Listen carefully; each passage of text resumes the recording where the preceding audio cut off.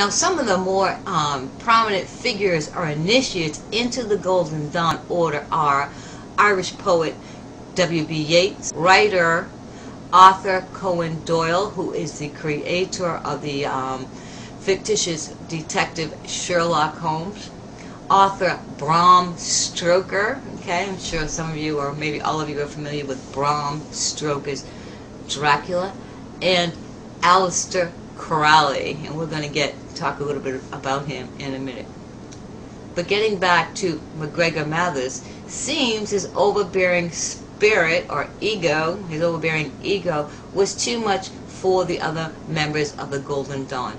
So he was expelled in 1900.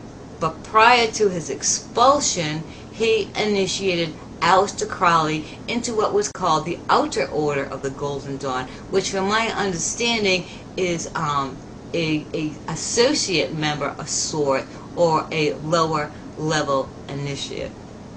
Crowley was not pleased with this, and he approached the group asking that he might be initiated into further orders of the Golden Dawn, but they declined him. So what did he do? He went whining to MacGregor's, who still had the chief post at that time, and Mathers initiated him into the Second Order after learning of the situation. Crowley, now loyal to Mathers, attempted to crush some of what they considered to be the rebellious members of the group. He also aided him, unsuccessfully I might add, in an attempt to seize a London temple owned by the society known as the Vault of Rosicrucians. And the drama continues. Now, afterwards, MacGregor took Crowley under his evil spiritual wing, so to speak. Following MacGregor's expulsion from the society, he saw Crowley, and I quote, as his magical heir. But the two of these men would later quarrel after Crowley published some tracts from the Golden Dawn material into his own magazine.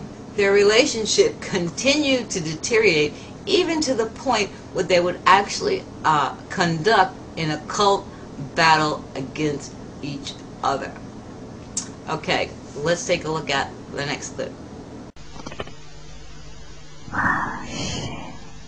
It was at Cambridge that Crowley first became fascinated with magic and the occult.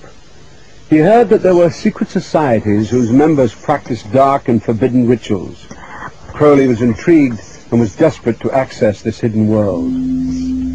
At the age of 21, a large trust fund freed him from any financial worries. He decided to leave Cambridge to pursue his quest to become a black magician. After 2 years of searching, he finally found what he was looking for. The Golden Dawn was a secret society dedicated to the study and practice of the occult.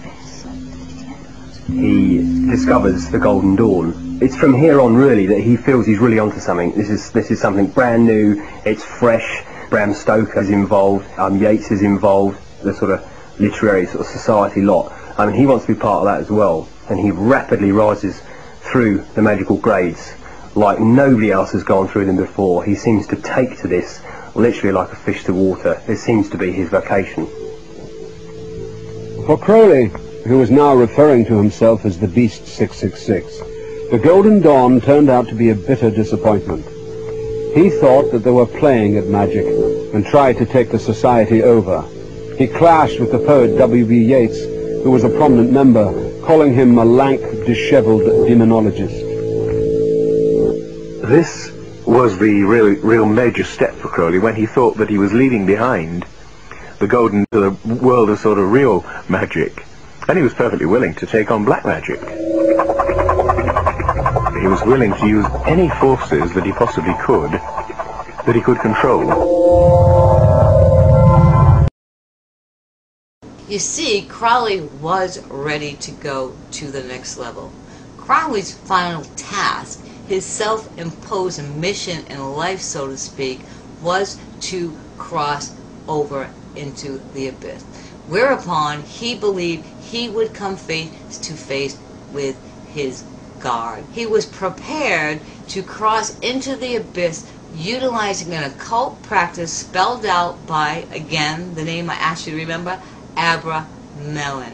Like I said, Abramelin was his work and his writings would be foundational to future secret society. You see, this crossing over into the abyss is the signature act within Kabbalistic circles. Let's take a look at the next clip. Crowley decided to perform the Abramelin, a black magic ritual that no magician had dared undertake for centuries. Crowley's so dedicated to performing the Abramelin ritual that he actually goes to the length of seeking out and finding the perfect place and buying a house to do the actual ritual in. Nothing else, just actually to do this ritual. And it's in Loch Ness, Boleskine House. This is such an extreme thing to do. This is not a game. I think he's trying to break down, he's trying to push further than anyone else has been before. At the moment his yardstick is the Golden Dawn, so he's already shattering that completely. The Abramelin dates back to the 14th century. The aim of the 6-month ritual is to master demons, but it was considered extremely dangerous. If the ritual went wrong, it was believed that evil spirits could be set loose and take possession of the magician. Crowley drew his own followers as well, and one of the most prominent was a man named Jack Parsons, who was an influential rocket scientist. Parsons performed what he described as the Babylon working ritual in 1946, which was also another ritual in order to cross over into the abyss. His instruction as well coming from Abramelin the mage. Parsons would also go on to later work with and influence Ron L. Hubbard, the later founder of Scientology. Anton LaVey, author of the Satanic Bible, also relied heavily on Aleister Crowley's philosophy. And I want to read you a quote from LaVey's Satanic Bible, page 110, and I quote, "There is no difference in white and black magic, except in the smug hypocrisy, guilt-ridden, self-righteous self-deceit of the white magician himself." Okay, so there's a bit of history on some of the key players in perpetuating the evil Kabbalah teachings. Now, like I said, this idea of conjuring up spirits was the foundational practice of Kabbalah then, and it is today as well.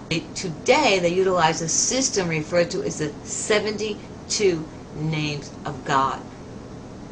This, as well as other aspects of modern day Kabbalistic practices, will be the subject of my next video. I want to read you one more quote, and this is talking about the origin of these teachings. Where did it stem from?